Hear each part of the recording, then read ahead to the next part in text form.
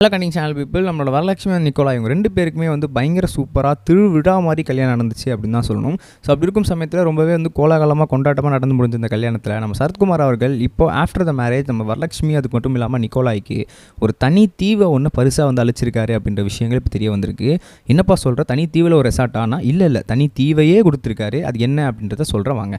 First of all விஷயம் என்ன அப்படின்னு பார்த்தீங்கன்னா, இவங்க ஆஃப்டர் த மேரேஜ் இவங்க கண்டிப்பாக வந்து ஒரு வீட்டில் வந்து கண்டிப்பாக இருந்து தான் ஆகணும். ஸோ அப்படி இருக்கும்போது இது வந்து ஒரு ப்ரைவேட் ஸ்பேஸிங்காக இருக்கணும். நம்ம ஊருக்குள்ளே இருந்துச்சு, இந்த ஒரு கிராமத்துக்குள்ளே இருக்குது அப்படின்னா யாராவது சம்திங் வந்து அவங்க வந்து டிஸ்டர்ப் பண்ணிட்டே இருப்பாங்க.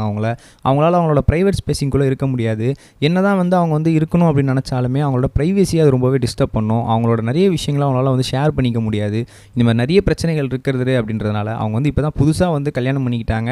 ஸோ அப்படி இருக்கும்போது கண்டிப்பாக அவங்களுக்குன்னு ஒரு ப்ரைவேட் ஸ்பேஸிங் அப்படின்றது ஒன்று இருக்கணும். ஸோ அதனால் என்ன பண்ணலாம் அப்படின்னு பார்த்தீங்கன்னா, ரொம்ப தூரம் தள்ளி, ஊரை விட்டு ரொம்ப தூரம் தள்ளி ஒரு தனி தீவை ஒன்று சின்னதாக பார்த்து அவங்களுக்கு பரிசாக கொடுத்துடலாம்.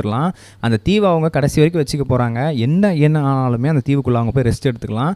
சம்திங் வந்து அவங்க இப்போ ஆஃப்டர் த மேரேஜ் கூட இல்லை அப்படின்னா கூட என்ன பண்ணலாம் அப்படின்னு பார்த்தீங்கன்னா, ஷூட்டிங் முடிஞ்சிட்டு அப்படி இல்லைனா வந்து என்றைக்கா வெக்கேஷன் டைம் இருக்கும், இல்லை ஷூட்டிங்லாம் முடிச்சுட்டு ஒரு 1 or 2 days டைம் இருக்கும், இல்லை ஒரு 1 month டைம் இருக்கும். எங்கேயாவது அவங்க ரொம்பவே தனியாக இருக்க மாதிரி ஃபீல் பண்ணியிருக்கலாம். ஸோ இந்த மாதிரி டைம்லலாம் வந்து அவங்க வந்து அந்த தீவில் போய் கொஞ்ச நாள் ரெஸ்ட் எடுத்துகிட்டு ரிலாக்ஸ் பண்ணிட்டு வரலாம். ஸோ கண்டிப்பாக வந்து அந்த தீவு அவங்களுக்கு இப்போ இல்லைனா கூட எப்போ வேணாலும் தேவைப்படும் அப்படின்ற மாதிரி சொல்லியிருக்காங்க. ஸோ அதனால் பார்த்து அவங்களுக்கு ஒரு தனி தீவையே வந்து இப்போ பரிசாக கொடுத்துருக்காங்க. ஸோ இதில் வந்து அவங்களுக்கு ரொம்பவே சந்தோஷம் அப்படின்ற மாதிரியும் வந்து வரலட்சுமி அவர்கள் சொல்லியிருக்காங்க.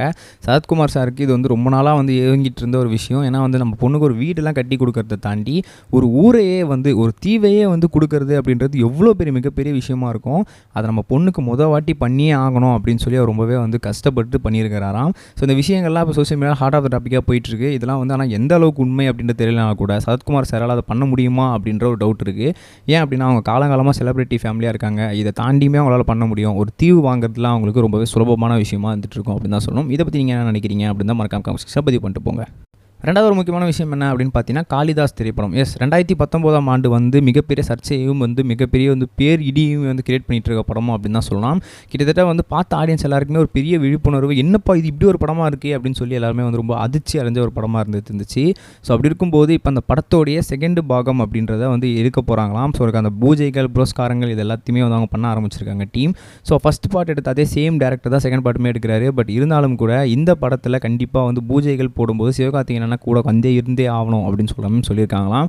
ஸோ அதனால் வந்து அவர் தான் பூஜை போட்டு வந்து விளக்கெல்லாம் ஏற்றி ஆரம்பித்து கொடுத்துட்டு போயிருக்காரு.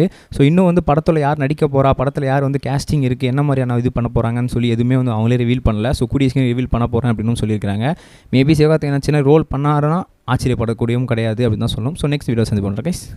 பை. இது வரைக்கும் கனெக்டிங் டிவிக்கு சப்ஸ்கிரைப் பண்ணனா மறக்காமல் சப்ஸ்கிரைப் பண்ணிக்கங்க. உடனடி அப்டேட்ஸ் பெறுவதற்கு நோட்டிஃபிகேஷன் பெல்லையும் கிளிக் பண்ணிக்கங்க.